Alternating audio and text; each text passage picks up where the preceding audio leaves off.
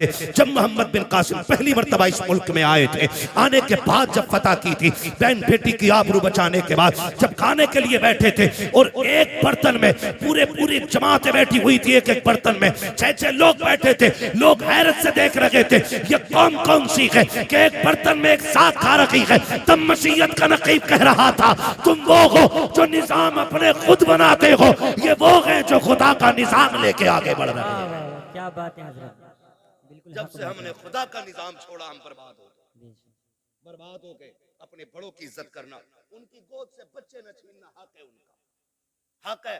और तू होती कौन है बच्चे छीनने वाली? हक क्या है तेरा छीनने का? तू माँ है, वो दादा है। तू बाद में आई है, दादा पहला है। अगर दादा ना होता तो तू भी इस घर में नहीं होती।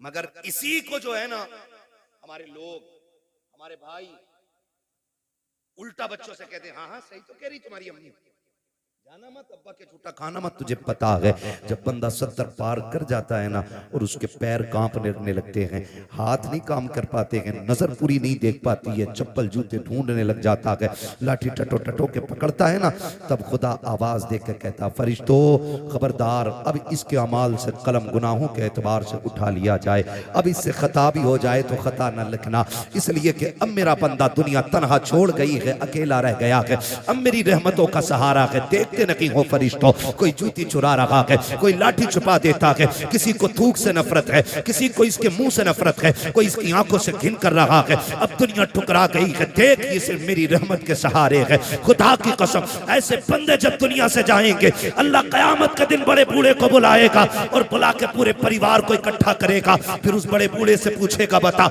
इनको पहचानता कि ये कौन है? वो कहेगा हाँ ये मेरी पोती लगती है, ये मेरा पोता लगता है, ये मेरा बेटा है, ये मेरा देवता है, ये मेरी बहू है, ये मेरा भतीजा है। उसके बाद रब फरमाएगा बता इनका मामला तेरे साथ क्या था? वो ये कहेगा मालिक इसको मेरे जूते से नफरत थी, ये मेरे बिस्तर से घिन करता था, इसको मेरे कपड़े से नफरत आती थी, ये मेरे छोड़े हुए खाने को हाथ नहीं लगाता था।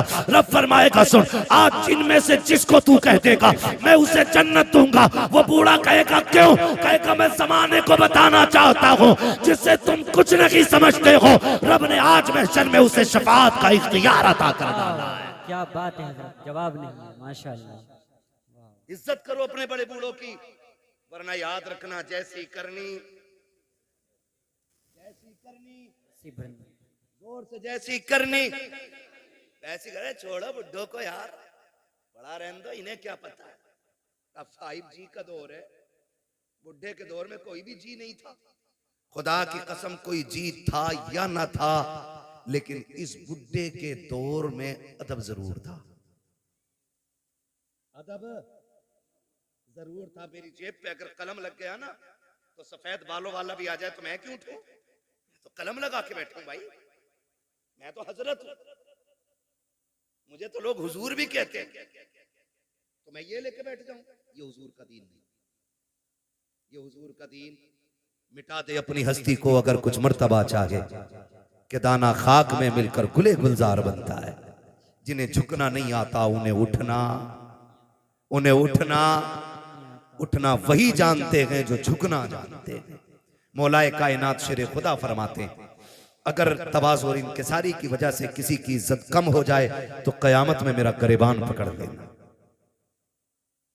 झुकने वाले लोग कभी छोटे नहीं होते। तूफान आता है, हवा तेज चलती है, तो जो हवा के साथ कभी कभी झुक जाते हैं वो कभी उखड़ते हैं। जो अकड़े रहते हैं वो, जो अकड़ जाते हैं वो जोर से वो उखड़ जाते हैं। हमारे हिस्से की क्रीम इतनी मद्दी तो नहीं हो सकती ना कि बोल ना पाए। मुझे उम्मीद है वही बैठा होगा जिसमें दम होगा। जो अकड़ जाते हैं वो उकड़ जाते। तो मैं क्या बात अर्ज कर रहा था आपसे, उसने भाई ये टंटना मंटना ना करो यार, बोलने दो थोड़ी सी तवज्जो है ना सारे लोग। बच्चे ने क्या कहा कि अब्बा घर पे नहीं है, उसने लिपटा लिया सीने से, बच्चा छुटा के भागा, मां चली गई। मां कुछ दिन की मेहमान थी। जब बीमार हुई, तबीयत खराब होने लगी ना, उसने कलम लिया, एक तहरीर लिखी, तय की, पड़ोसन को बुलाया, कहा मेरा इंतकाल हो जाए ना, वो जो सेठ साहब रहते हैं ना फलां गली में, उनका मकान है, मेरे इंतकाल के बाद ये मेरा कागज उन तक पहुंचा देना, लेकिन याद रखना इसे खोल के ना देखना, ये मेरी अमानत है, इसे खोल के ना देखना, ये मेरी अमानत है। इतना कह के उसने दिया। कुछ दिन गुजरे कि उसका इंतकाल हो गया, मां मर गई। कुछ दिन के बाद उस औरत को ख्याल आया, ये जो बूढ़ी गई है ना, इसने कागज भी तो दिया था जो फला अमीर के घर जाके देना था। उसने वो कागज लिया, लेकर के दरवाजे पे गई, अल्लाह अकबर, दस्तक दी, आवाज आई, बच्चा निकल के आया। फिर वही बच्चा कौन है, कहा कि जाओ तुम्हारे बाप से मिलना है, उनको भेजो। कहा, उसने पूछा कौन है, कहा औरत है। कहा आंखें कैसी, कहा आंखें तो सलामत है। उसने कहा फिर मेरी माँ तो नहीं होगी। ये सोच के दरवाजे पे आया, देखा एक अजनबी औरत को खड़े देखा। खातून कैसे आना हो, कोई जरूरत कुछ लेने आई हो? कहा नहीं। कहा फिर? कहा ये मेरे पास तेरी अमानत रखी हुई है। कहा मेरी अमानत? कहा हाँ। उसने जैसी वो कागज लिया और उसके लिफाफे को देखा ना, उसने उसमें माँ का नाम पढ़ा हुआ था। बस लेके अंदर आया, उसको लेके खोल के बैठ गया। जब उसने खत खोल करके पढ़ना शुरू किया ना, अजीब कहानी थी, चीखें निकल जाती। उसने लिखा जो पढ़ा है, माँ ने लिखा था, मेरे शहजादे मैं तुझसे कई बार मिलने की कोशिश की, लेकिन तूने मिलना नहीं चाहा। मेरे बेटे, मैं तेरी बुलंदी और तेरी तरक्की के लिए तुझसे दूरी बर्दाश्त करके वक्त गुजारती रही। बेटे मैं शिकवा कोई नहीं कर रही हूँ, शिकायत कोई नहीं, मेरी तो कट गई जैसी भी कटनी थी, लेकिन बेटे एक दर्द मेरे सीने में था, एक एहसास था। बेटे जब तेरे बाप का इंतकाल हुआ, तू मेरी गोद में था, दुनिया ने मुझसे कहा था निकाह कर ले, जवान है, मगर मैं तेरी जिंदगी के लिए मैंने अपनी हसरतों को कुर्बान कर दिया, अपनी जवानी मैंने तेरे लिए लुटा दी। मैंने तेरे होते हुए किसी से निकाह को गवारा नहीं किया। मैं ये सोचती रही शायद कोई और आएगा, मेरे बेटे को इज्जत नहीं दे पाएगा।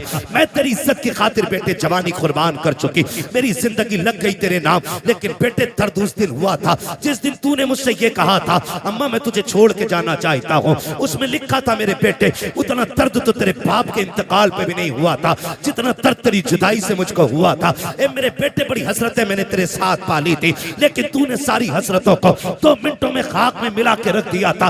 मेरे बेटे तू मुझे छोड़ के चला गया, तेरी नाराजगी की वजह सिर्फ इतनी थी कि मेरी एक आंख नहीं थी और लोग तुझे कानी का बेटा कहते थे। कहा बेटे आज इस रात से पर्दा हटा रखी हूँ, जिस आंख की वजह से तू मुझे छोड़ के गया है, आज इस आंख की कहानी भी सुन ले। उसमें लिखा था मेरे बेटे मेरे शहजादे कान खोल के सुन, तेरे बाप का इंतकाल हो चुका था, तू मेरी गोद में आ गया था, मुझे घर के काम भी करने थे, तुझको भी संभालना रहता था। एक दिन मुझे पानी लाना था या कोई काम था, मैं तुझे पालने में बैठा के चली गई। मैं काम से गई, लेकिन इत्तेफाक ये कि तू जिस पालने में लेटा हुआ था, उस पालने के नीचे कील पड़ी हुई थी। अचानक तूने उछाल मारी और पालने से नीचे आ गया। बेटे मैं तो काम में थी, न जाने वो कौन सी मनहूस घड़ी थी जो तेरी आंख में कील लगी। मैंने तेरी चीख सुनी, दौड़ के आ गई। बेटे मैंने तेरी आंख में कील देखी, मैं बेकरार होकर डॉक्टर के पास लेकर के गई। मैंने डॉक्टर से जाके कहा था, डॉक्टर मेरे बेटे की आंख में चोट लग गई है। उसने जब कील देखी मुझसे कहा, अफसोस तेरा बेटा जिंदगी में कभी देख नहीं पाएगा। उसने कहा बेटे मैं तेरी माँ थी, कैसे गवारा कर पाती, कैसे बर्दाश्त कर पाती। मैंने कहा डॉक्टर जो भी कीमत लगे दी जाएगी, जो भी कहोगे दिया जाएगा, मेरे बेटे की आंख ठीक कर दी जाए। इसलिए कि भी बचपना के इसने देखा कि क्या है। डॉक्टर ने कहा था आंख तो हम दे देंगे, लेकिन उस आंख के बदले में आंख देनी पड़ेगी। जैसी इतनी बात सुनी है, उसने कहा बेवा हूं, बेसहारा हूं, कौन है जो आंख देगा। उसने खुद फैसला किया, आके कहने लगी डॉक्टर जल्दी कीजिए, मेरी आंख निकाल लीजिए। उसने कहा जवानी है, पूरी जिंदगी को क्यों बर्बाद करना चाहती है, तेरी जिंदगी में अभी भाग बनाना बाकी है, खुशियों की बहारें हैं, अभी जागेगी निकाह करेगी, तू आंख क्यों दे रखी है। उसने कहा मेरा तो जो होना था हो चुका, मैं जिसके लिए सजती सवरती थी वो सजन तो कब्रिस्तान जा चुका है, अब किसी के लिए सजना सवरना नहीं है। मेरी खुशियां मेरे बेटे में है, मेरे अरमान मेरे बेटे के साथ है। उसने कहा जल्दी कर मेरी आंख निकाल ले, मेरी आंख मैंने बदले में दी है बेटे, तब जाके तुझे उसके बदले में डॉक्टर ने आंख दी थी। उसने कहा बेटे तू ये पूछता रहा कि मेरी आंख कैसे गई है, सुन ये मैंने आंख लुटाई है, तब जाके तूने इसके बदले में रोशनी पाई है। इस आंख की वजह से तू मुझे छोड़ के जा चुका है। बेटे मैं शिकवा नहीं करती, शिकायत नहीं करती, का जब कभी याद आ जाए तो हाथ उठा लिया करना, तेरे मुंह से दुआएं निकलेंगी, कब्र में तेरी माँ को ठंडक और सुकून महसूस हो जाया करेगा। नारे तकबीर, नारे रिसालत, मकाम वालिदैन, मकाम वालिदैन, मुफ्ती हम्माद साहिब किबला, नारे तकबीर, नारे रिसालत। जवाब नहीं है। अल्लाह अकबर। उसने कहा मैंने तेरे लिए आंख दे दी। तो मैं ये कहता हूँ खुदा, अगर तुम दुबई मुंबई जा रहे हो बीवी लेके, तुम कैसे कह देते हो कि माँ ने हाँ कह दी थी? ना, वो तो कह ही देगी, इसलिए कि उसके नजदीक बेटे से ज्यादा कुछ भी प्यारा नहीं है। माँ को बेटे से ज्यादा कुछ भी प्यारा नहीं है। और मैं तो खुल के कहता हूं, हम लोग भी शादीशुदा हैं, शुक्र अल्लाह का, ये भी उलमा भी शादीशुदा हैं, जो हैं वो जानते हैं कभी माँ बहू से नफरत नहीं करती। माँ कभी बहू से नफरत, आप कहेंगे जब नहीं करती तो लड़ती किससे? तो एक सीधी सी बात है, वो उन ऐबों से लड़ती है जो उसके अंदर नहीं है। आप कहेंगे वो कौन से ऐब है? मैंने कहा सुन बेटा, जब भी आया लड़के आया या थक के आया, माँ ने भूखा नहीं सोने दिया। और जब ये मजदूरी करके आता है और अपनी औरत गाली दे के उसको भूखा सुला देती है ना, तो फिर माँ गवारा नहीं करती। जब बेटा थक के आता और औरत मुंह बिगाड़ के देख के कहती है आ गई ये तुनार लेके, मेरा शादी का सूट किधर है? फिर वो जो थक के लोगों की गालियां खा के आया है टूट जाता है। शोहर तब बूढ़ा नहीं होता जब 60 ईंटें कमर पे रख के ऊपर चढ़ता है, वो तब बूढ़ा हो जाता जब 400 रुपए लेके घर में जाता है और अपनी बीवी चेहरा बिगाड़ के बात करती है, वो तब बूढ़ा हो जाता। मैं बहनों से गुजारिश करूंगा, तुम्हें खुदा का वास्ता, तुम्हारा शोहर तुम्हारी दुनिया भी है और तुम्हारी आखिरत भी है। कभी अपने शोहर के साथ सख्त लहजे में बात न करना। जाओ बरेली शरीफ दारुल इफ्ता चला जाओ, चले जाओ, पूरी दुनिया का मरकजी दारुल इफ्ता हमारा बरेली शरीफ, जाके देखो सबसे ज्यादा सवालात आज तलाक के मसले पर होते हैं। हमने 2 साल बैठ करके वहां पे कलम चलाया, सबसे ज्यादा सवालात तलाक के आते हैं, सबसे ज्यादा। क्यों ये तलाक है? और छूटते ही बहू क्या कहती है, अम्मा ने कुछ करा दिया बेटे को। ये जुमला होता है, अम्मा ने कुछ करा दिया बेटे को।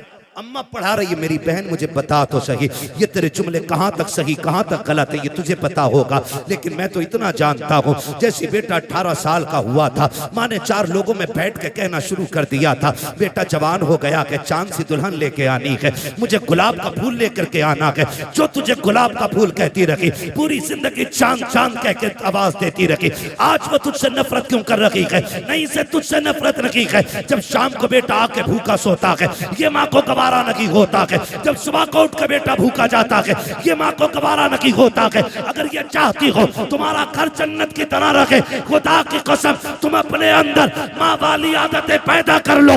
माँ तो वो चीज होती है, तू उसके बेटे की खिदमत कर, माँ तुझे अपने मुंह का निकाल के खिलाना शुरू कर डाले। क्या बात है, बेशक। लेकिन गलती है, आया शोहर थक के कह रही मैं ना लूं ये 400 वाला जोड़ा, मैं वही थे जो जुनैद हफीज जी की बहू ने पहना। और भाई जुनैद हफीज जी का अपना मसला है, मेरा अपना मसला है, इनका अपना मामला है, होड़ किसकी? मैं तो खुल के कहता हूं मेरी बहन कनीज़े फातिमा ज़हरा बन, अगर तेरे शोहर की हैसियत नहीं नई जोड़ा पहनाने की, पुराने पे पैबंद लगा के मर। कसम खा के कहता हूं कनीज़े फातिमा ज़हरा बन के मर जा, आखिरी तख्ता लगने से पहले ज़हरा के बाबा तेरी कब्र में तशरीफ ले आए। वाह वाह, क्या बात है। आज जरूरत है घर बेहतर किए जाए, घर बेहतर किए जाए। आज घर घर की कहानी झगड़े, घर घर की कहानी, किसी को अम्मा बोझ लगती है, किसी को अब्बा बोझ लगता है, किसी को माँ की रोटी हजम नहीं होती, तो किसी को बाप के 2 लुक़मे भारी लगते। मुझे एक बात याद आ रही है, मैंने एक जुमला बोला था, जैसी करनी, खत्म कर लूं तकरीर तो फिर बोले ना जैसी करनी। मुझे मालूम है मेरे जुमले सख्त होते हैं, क्योंकि मैं फ्री में जन्नत नहीं बांटता। मुझे पता है जन्नत कितनी मुश्किल है, जन्नत इतनी मुश्किल है। मेरे इमाम ने कहा था पार जाना है नहीं मिलती नाव, जोर पर धार है क्या होना है, छुप के लोगों से किए जिसके गुनाह वो खबरदार है क्या होना है।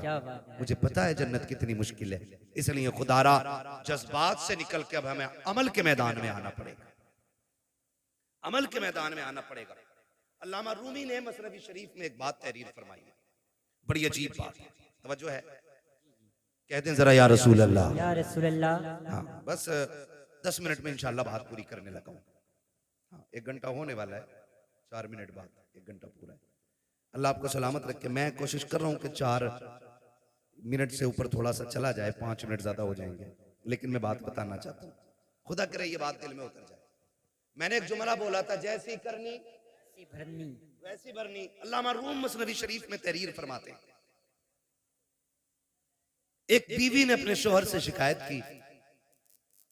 उसने कहा कि तुम्हारे बाप की खांसी सोने नहीं देती। ए बेटे तवज्जो कर थोड़ा सा, मालूम है ठंड ज्यादा हो रही है। उसने शिकायत की कि तुम्हारे बाप की खांसी ना बर्दाश्त नहीं होती। उसने कहा तुम तो मेरे जिगर का टुकड़ा हो, तुम्हारे लिए बाप क्या, मैं कुछ नहीं छोड़ सकता। उसने बाप को उठाया, अगले दिन बिस्तर उठा के वहां डाला, बाप का बिस्तर जहां जानवर बनते थे। मसनवी शरीफ में अल्लामा रूमी ने लिखा है, वहां डाला जहां जानवर बनते थे। कहने लगा अब्बा आज के बाद यहीं रहना है। बाप था, उसने कहा ठीक है जी मंजूर है। तो बच्चे, उसने एक पुराना सा कंबल उठा के लाया घर से और पुराना कंबल बाप के ऊपर डाल दिया। आज भी जाओ घर चेक करो, ये जो बाहर निकल के फतवेबाजी करते हैं ना, और बाहर निकल के दीन बांटते घूम रहे हैं, जो तनकीदें करते हैं ना चौक में खड़े होकर इमामों पे और मौलवियों पे, जाके देखो अपना आप तो रेशमी कंबल में सो रहा होगा और अपने बाप के पास वही रजाई होगा जिसमें चांद साफ नजर आ जाए। ये कंडीशन है, अमल से बिल्कुल खाली है। ये लगता है कि बस ये बोलना जो है ना यही जन्नत ले जाए। अमल मजबूत कीजिएगा, हम सबको अमल मजबूत करना है। अल्लामा रूमी लिखते, उसने पुराना सा कंबल बाप के ऊपर डाला और साथ में उसका अपना बेटा भी गया था। हाथ पकड़ के पलटाना, बेटे ने बाप पलट के दादा को देखा, कुछ याद आया उसे। उसने बाप से हाथ छुटाया और दादा की तरफ गया। जो कंबल दादा के कंधे पे रखा था ना वो उतारा।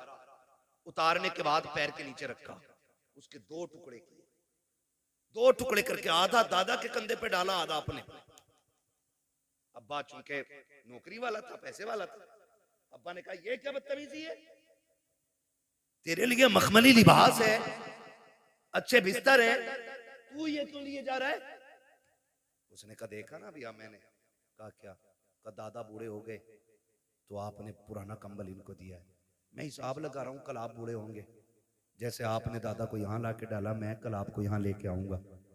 तो उसने कहा शायद कल पुराना कंबल ना हो। उसने कहा आधा फाड़ के लेके जा रहा हूं, आधा दादा का है और आधा आपका है। इतना सुना ना उसकी चीख निकल गई। उसने कहा सच है, जैसी करनी वैसी, जैसी करनी वैसी करनी। आपसे मेरी गुजारिश है, माँ बाप है ना तो उनको राजी कर लो, ये सबसे बड़ी दौलत है।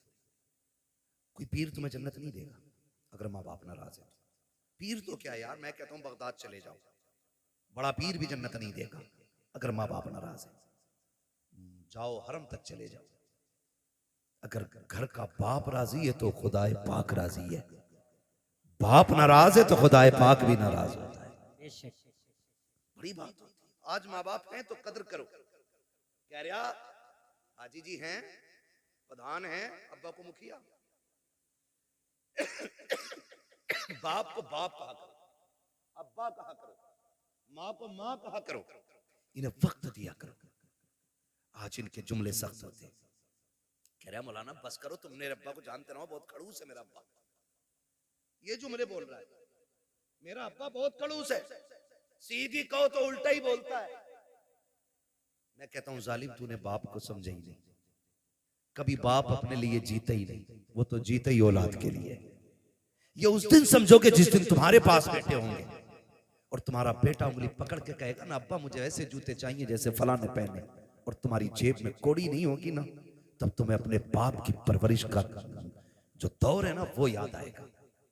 आज हमारे पास बाइक है, 4 व्हीलर है, लेकिन बाप को बैठाने के लिए वक्त नहीं है, बाप को बैठाने के लिए वक्त नहीं है।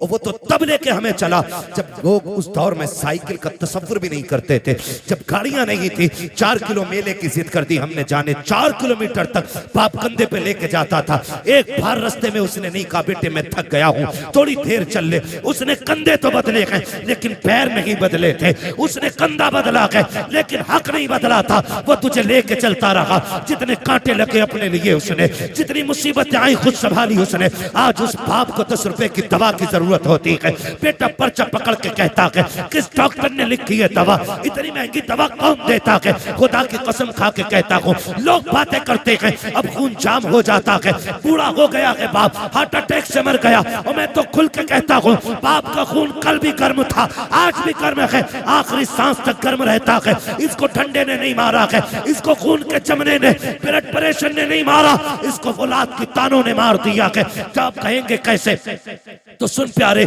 आज सर्दी का मौसम आ गया है, खांसी उखड़ के आएगी। जो खांसी बाप को पिछले साल हुई थी वो इस साल भी होगी। वो डरते डरते तकिए के नीचे से गिलाफ में से एक कागज का टुकड़ा निकालता है जो 1 साल से रखा हुआ है, और वो खांसी के सिरप का रेपर होता है। वो सोचता है, कभी ख्याल करता है इससे दवा मंगाऊं के ना मंगाऊं, लेकिन खांसी परेशान करती है। फिर ख्याल आता मंगाऊं के ना मंगाऊं, फिर दिल पे पत्थर रख के वो निकालता है कागज और देता बेटे को। जब बेटा कागज देखता है और उसको मोड़ के कहता तुम्हारे खर्चे उठाऊं या औलाद के खर्चे उठाऊं, जब इतना सुनता है तब बाप को अपनी परवरिश पे एहसास होता है। वो फिर कहता मालिक ये बेटा ना होता तो क्या हो जाता, ये मर क्यों नहीं गया था, क्या इस दिन के लिए जवान किया था मैंने, इसके लिए एक एक पल मर के गुजारा है। एक दिन डॉक्टर ने कह दिया था इसके दिल में सुराख है, बच नहीं पाएगा। मैंने दुनिया का एक एक हॉस्पिटल चेक कर लिया, जगह जगह पे लोगों से दवाइयों की भीख मांगी, संपत्ति में आग लगा दी, जायदाद जला डाली ताकि बेटे को जिंदगी मिल सके। आखिर में जब डॉक्टरों ने ना कह दिया तो इसी बाप ने अपने दिल का नजराना दिया और कहा था डॉक्टर हो सके मेरा दिल ले ले लेकिन मेरे बेटे की जिंदगी बचा ले। खुदा का करना ऐसा हुआ, बाप का ये 2 जुमले बेटे की जिंदगी के काम आ गए, बेटा बच गया।